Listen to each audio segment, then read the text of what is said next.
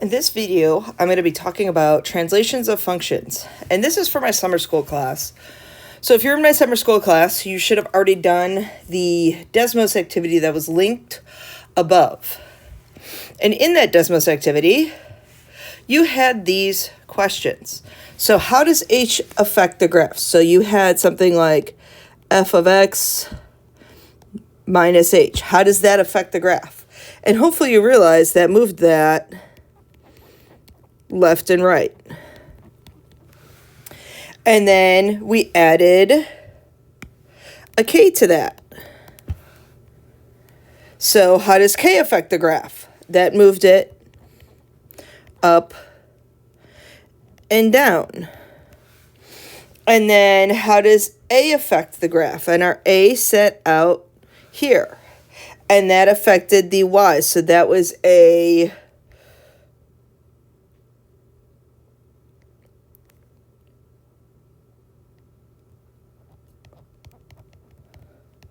multiplier to the y's. And then how does b affect the values? We had a value b in here, and I don't have enough room for my parentheses. Oh, and that's a b, not an a. And that affected, that's a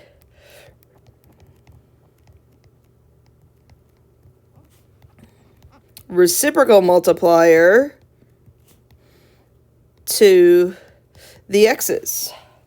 And then if I had a negative out front, it was making the whole function negative. So if I make all of my y's negative, that's a reflection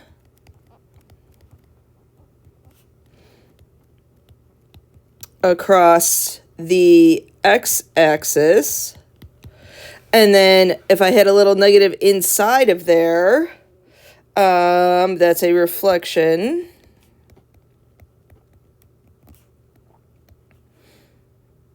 across the y-axis. Hopefully you can see that. That green's a little bit lime greeny. Okay, so in your notes you have this chart. And what I want you to do is I want you to, on this chart, okay, I'm trying to figure that out. Okay, I can't give it up. Okay, I want you to fill in this chart. This chart should be in your notes, okay? So again, we talked about this on the last slide. Okay, h units. This was to the left and to the right. So notice when it's minus h, it is to the right. When it's plus h, it's minus to the left. Okay, up and down, that's exactly what it seems. With your x's, when you have a negative outside the whole function, that's a reflection across the x-axis because you're changing the y values. Reflection across the y-axis, you're changing the x values. Okay, and then when you have an a in front, that's a vertical stretch or compression, okay? That's affecting your y numbers. And then you had a b inside your function. Inside, if it's greater than 1, it's making it smaller, versus a b outside is stretching your function. Okay, so if you haven't done that yet, pause the video, write all of this down, because in your notes you have a blank chart. Okay, now our constant function. There's some certain functions we're going to be talking about. So we have a constant function, f of x equals a. So what that is that is just a horizontal line. It's constant, okay? And it's up at a units. Your domain is all real numbers.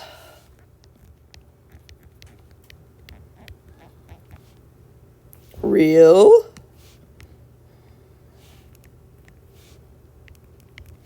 numbers. But your range is just this a value.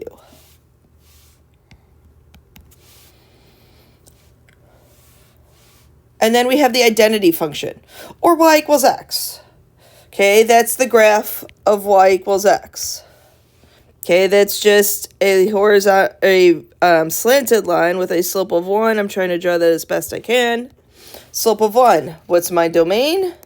All real numbers. What's my range? Again, all real numbers. Absolute value function. And I just realized there should be some negatives in there. I don't think they copied over from my PowerPoint to my PDF. Absolute value functions. So the absolute value, if I plug in -2 in there, I'm going to get a +2 as my output. If I plug in -1, I get a +1 as my output. If I plug in 0, we get 0. If I plug in 1, I get 1 and 2. So let's look and see what our graph looks like. So I have the point -2, +2, -1, 1, 0, 0, and so on. So your graph looks like a V. Absolute value, the graph looks like a V. Your domain, I can plug anything in there. Again, that's my symbol for all real numbers.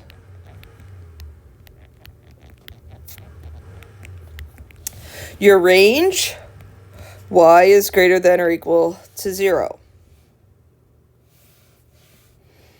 Now a quadratic. Again, I don't know why my negatives didn't cancel over. If I plug in a -2, I get a +4 out. If I plug in a -1, I get a 1, 0, 1, and 4. I apologize. I'm going through this very quickly. So then plot your points. -2, 4. -1, 1.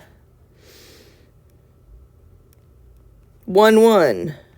+2, 4. If I were to go to 3, I'd be all the way up at 9.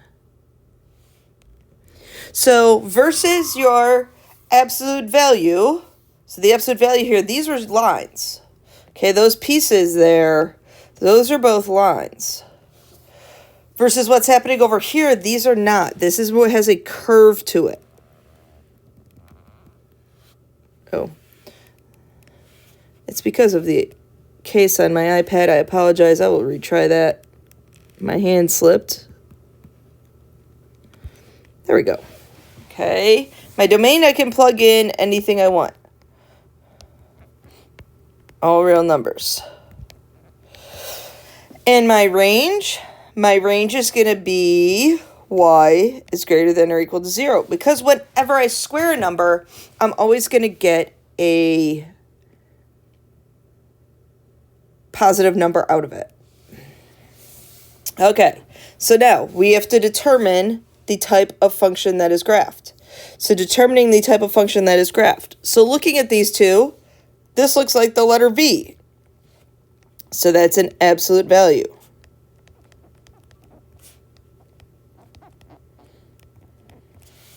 Versus that is a quadratic. Because it has a U shape to it.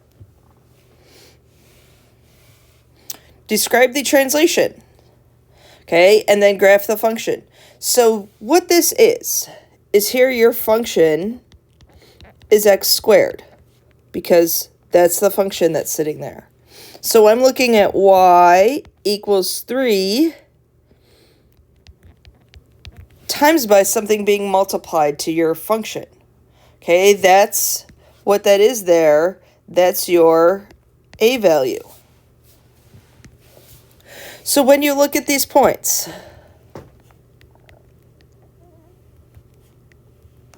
I had -2, -1, 0, 1, and 2. And then we had 4, 1, 0, 1, and 4. Okay, that was for y equals, I'm going to say y equals x squared. But now I have y equals 3 times by the x squared. So when I multiply by 3, I multiply this column by 3. So I get new points of 12, 3, 0, 3, and 12. So now graphing this function, I have -2, but all the way up at 12. It goes off my grid. That's okay. -1 and 3. -1 and 3, not 2. 0, 0. 0 times anything is going to get you back 0. and then back up at 12. So it stretches those y's out. Because remember, the original parent function, y equals x squared. Oh, I messed up that side here.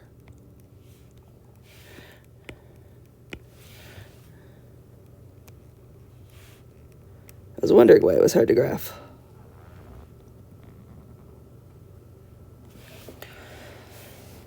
So now when I'm looking at y equals x squared, remember,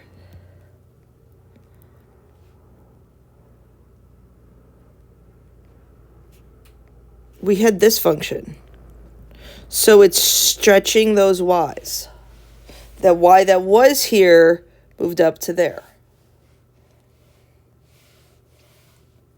Okay, so now we have to pick out, what's my function? My function is y equals f of x plus 4 minus 5. What's my function? These are absolute value signs, so it's going to look like a v. Now this minus 4. Rewrite it, because that's going to give you your translation into the x minus negative 4 minus 5. So this negative 4 means I am going to the left 4. This 5 tells me I'm going down 5. So I look at it like this. Okay, absolute value, they're v's. The pieces are linear. So I start at negative 4, 1, 2, 3, 4, negative 5. 1, 2, 3. And then I have two lines that slope. This number out here is a 1. It has a slope of 1.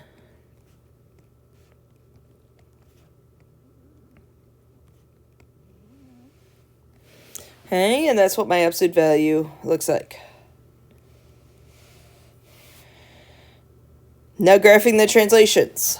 Okay, now I have here this piece here. Okay, so it's going to, again, it's going to be another absolute value. That's going to go right to up 6. Okay, so I'm going to go right to up 6. Now to put that point down. I want it to be in blue. And then now this negative 3. Okay, the 3 piece, that's a y multiplier. Which means that now my slopes and my sides back here were 1. Technically, it was a negative 1 and a positive 1. Now my slopes are going to be positive and negative 3.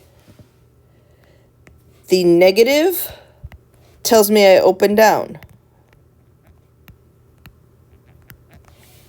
So, y multiplier, I go down 3. 1, 2, 3, over 1. And over 1 the other way, and then put another point. 1, over 1, and over 1.